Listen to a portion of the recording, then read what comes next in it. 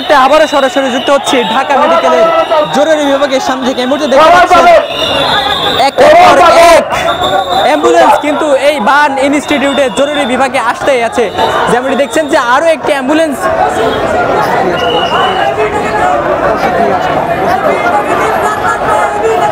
জরুরি যে ওষুধ রয়েছে সেই ওষুধপত্র নিয়ে কিন্তু হাজির হয়েছেন। এই মুহূর্তে দেখতে পাচ্ছেন যে জাতীয় বার্ন ইনস্টিটিউটের সামনে মানুষের যে সমাগম,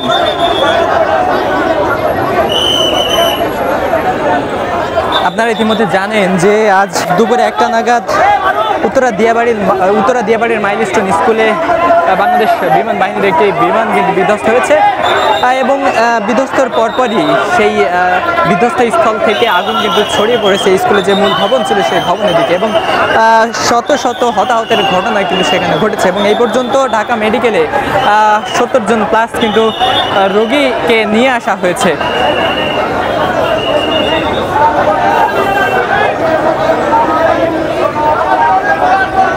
যেমনটি দেখছেন যে ঢাকা মেডিকেলের সামনে স্বেচ্ছাসেবী সহ রেড ক্রিসেন্ট এবং ছাত্রদলের যে সকল নেতাকর্মীরা রয়েছে তারা সার্বিক সহায়তার জন্য তৎপর রয়েছেন এবং যেমনটি দেখছেন যে এখানে জরুরি রক্তের জন্য ব্লাড ক্যাম্পেইন কিন্তু করা হচ্ছে।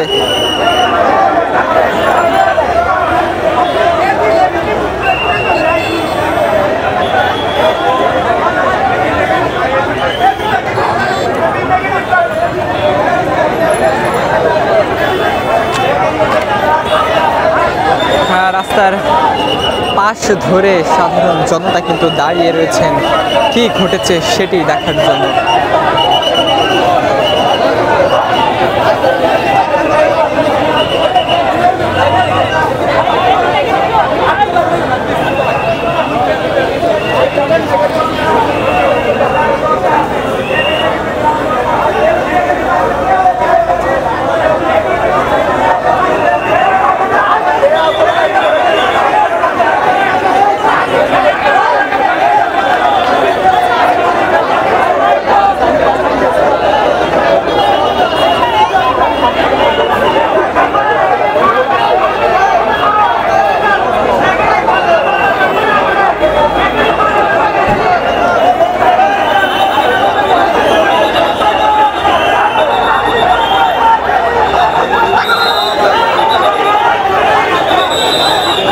আরো একটি অ্যাম্বুলেন্স